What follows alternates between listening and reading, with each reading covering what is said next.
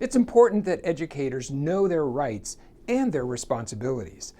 They have the academic freedom to teach about religion, and they have the responsibility to do it.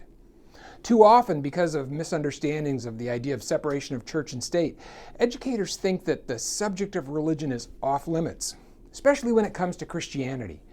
Teaching about other world religions is okay because that's multicultural, but teaching about Christianity, well, that violates the separation of church and state. In the case of Lynch versus Donnelly, the Supreme Court said this: the concept of a wall of separation between church and state is a useful metaphor, but is not an accurate description of the practical aspects of the relationship that in fact exists. The Constitution does not require complete separation of church and state. It affirmatively mandates accommodation, not merely tolerance of all religions, and it forbids hostility toward any. And what do you do with the fact that California state academic standards expect students to learn about the Bible and Christianity? You may be surprised to learn that when it comes to teaching about religion, California's academic standards are very good. In fact, some of the best in the country. And educators have both the right and the responsibility to address religion in their classrooms. Here's what the California Department of Education expects, for example, with sixth graders. When they learn about the Roman Empire and the birth of Christianity, the standard says this: students are to note the origins of Christianity and the Jewish messianic prophecies, the life and teachings of Jesus of Nazareth as described in the New Testament, and the contribution of St. Paul the Apostle to the definition and spread of Christian beliefs. And then it gives examples. For example, belief in the Trinity, resurrection, and salvation. Every sixth grader in California.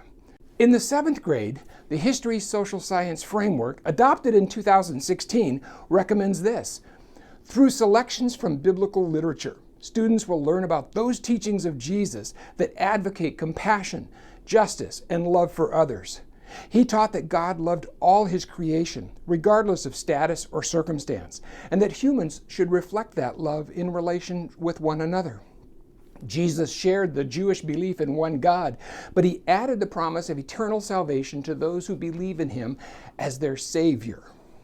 In eighth grade English, students are to analyze how a modern work of fiction draws on themes, patterns of events, or character types from myths, traditional stories, or religious works such as the Bible, including describing how the material is rendered new.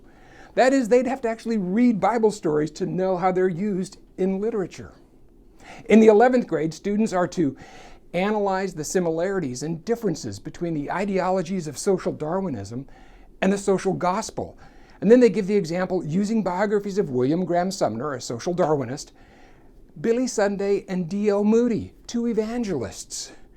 And they're to analyze the great religious revivals and the leaders involved in them, including the First Great Awakening, the Second Great Awakening, the Civil War revivals, the social gospel movement, the rise of Christian liberal theology in the 19th century, the impact of the Second Vatican Council, and the rise of Christian fundamentalism in current times.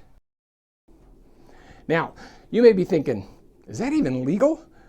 Well, California has a law that protects teachers when they use the Bible or other religious text in the classroom. Here's what it says: Education Code 51-51-1. It states, nothing in this code, that is, these laws, shall be construed to prevent or exclude from the public schools references to religion or references to or the use of religious literature, dance, music, theater, and visual arts, or other things having a religious significance, when such references or uses do not constitute instruction in religious principles. That is, they're not teaching Sunday school, or aid to any religious sect, church, creed, or sectarian purpose.